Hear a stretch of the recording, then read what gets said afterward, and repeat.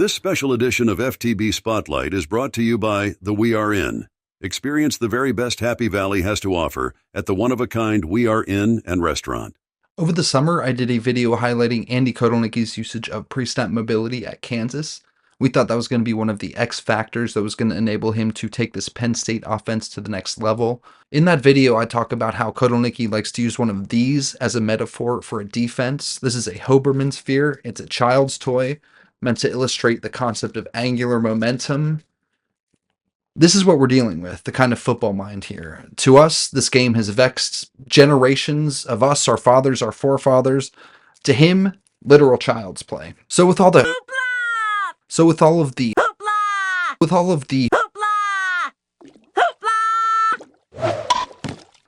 the hoopla and national attention that Kotelnicki is getting after the center-eligible touchdown that he drew up for Tyler Warren against USC, we thought we'd throw our hat in that ring as well and revisit some of the concepts from that last video. And what better way to do that than with Kotelnicki's favorite medium, the Notes app. A couple of reasons that I gave in that last video for why Andy Kotelnicki moves his pieces around so much before the snap. Number one, it gives his quarterback the answers to the test. Number two, it creates advantageous leverage and mismatches. I'm going to add a third thing to that with the advent of Vega Ioane as the human heat-seeking missile. And that's defensive backs just making business decisions. If you look at the numbers for the Penn State offense this year, and we charted these out and counted them up ourselves, they're sitting at about half to 2/3 of the offensive plays they call in any given game involving some sort of motion or shift. The only game in which they dropped below the 50% mark was that 56-0 beatdown of Kent State, and you kind of can't blame the guy for taking his foot off the gas at that point. So if you're one of these people who thinks that all that running around is just wasted energy, then this video is for you because we're breaking down the why, starting with answers to the test. Jumping forward to the USC game here, taking a quick peek at the end zone angle, you're going to see Drew's waving for the motion, he's going to cross, and nobody from USC crosses with him. That's your tip-off that we're looking at zone coverage here. Penn State's running a dagger concept here. You're going to see a clear out vertical from the slot receiver and a deep dig on the outside. At the top of the screen, Harrison Wallace is running a drag route underneath all that. If it had been man coverage, Drew might have looked to the top of the screen for Harrison Wallace. With his speed, dragging across the field like that would have been tough to account for. And also if they were playing man coverage, all these other guys would have their backs to him, so they wouldn't be able to adjust to him if this were man coverage. But this is zone coverage, so Drew's attention is going to stay at the bottom of the screen with these three vertical routes.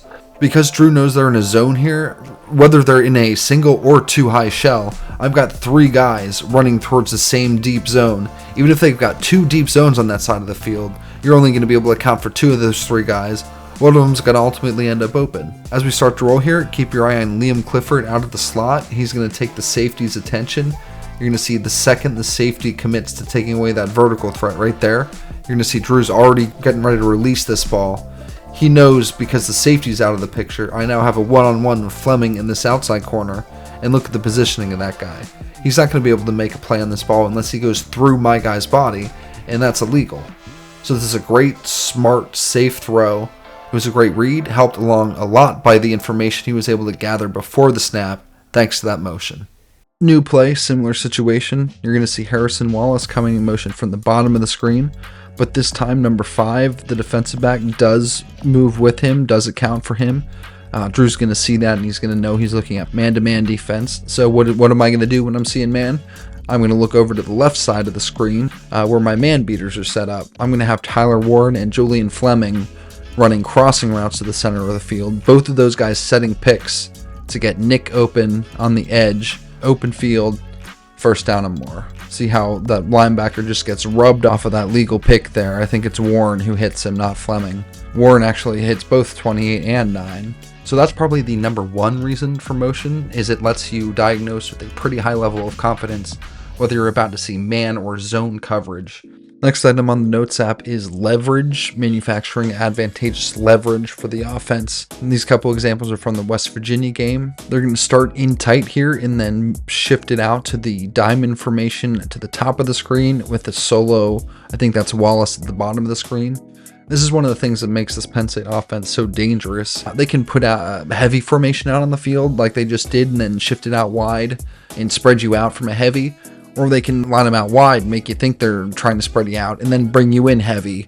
So after they deploy their resources to that 4x1 set, they're going to jet motion Singleton back towards the formation, bring him across, and now they're going to have 2 guys back on this side of the field and only 1 defensive back in that flat to account for them. Now, what is he going to do? Is he going to stick on Wallace to carry him across the middle of the field, or is he going to stay on that flat route on Singleton? Because with Singleton's speed, if that defensive back does stay on Wallace, there's a great chance that number 10 is getting around that edge, and he's going to have a lot of green in front of him to run with.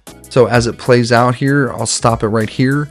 This is a simple read for Drew. He's just reading this one defender here, and whichever of his receivers that defender doesn't run to cover is the guy who's getting the ball here. He stays on the flat, ball comes out to Wallace underneath in the middle, and right up the seam there, up the middle for 10-15 yards. Very similar situation, going back to it in the West Virginia game.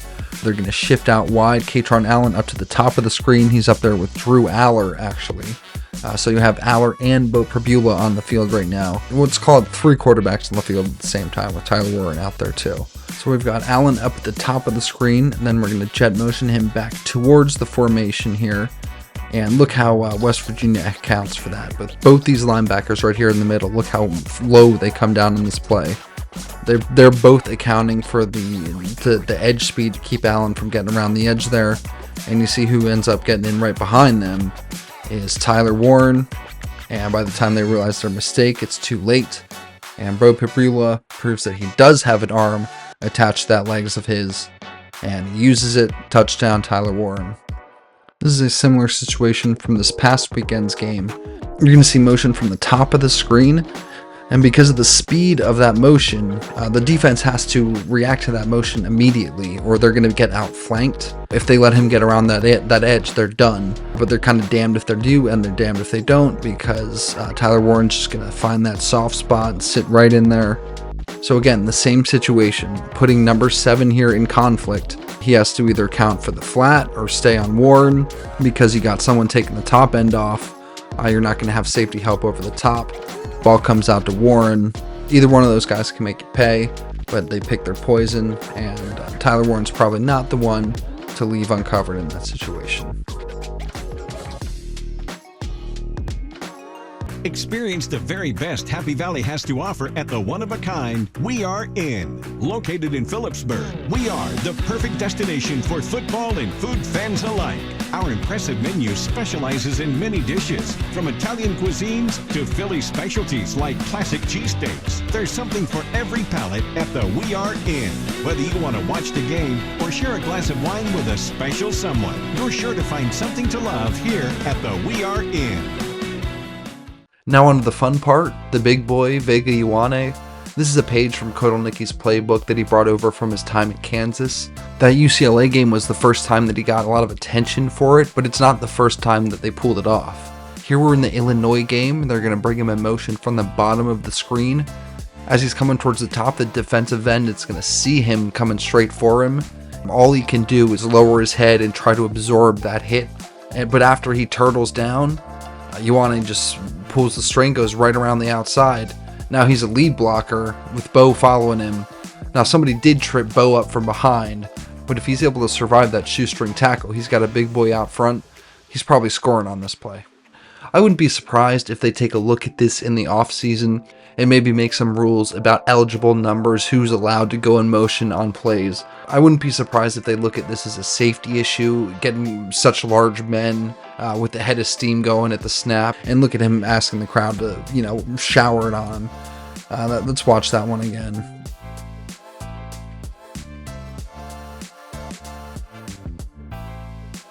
How do you not root for that guy? Here's an instance from the USC game where he's at a wide out here. He's all the way at the top of the screen. They're going to bring him in to try to do a crack block on the defensive end there, who's going to see him coming and spin off it. And this is what I'm talking about business decisions. He's going to try to spin around that move instead of fighting through it. And now he's giving the trap block, number 50, time from the other end to get there to account for him. And now Drew's sitting back in the pocket. The right side of the fields get cleared out by this deep clear out route there. and Warren's just going to sit and look at all this wide open green space there.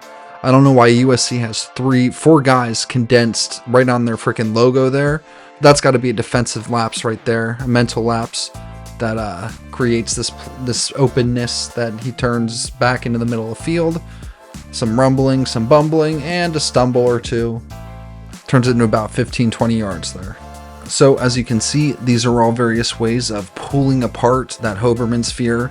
By definition, the defense should be reacting to what you, the offense, are doing, to having them play scared, to putting things in their mind and then playing off of those things. That's when you start to, snowball things in your favor against them.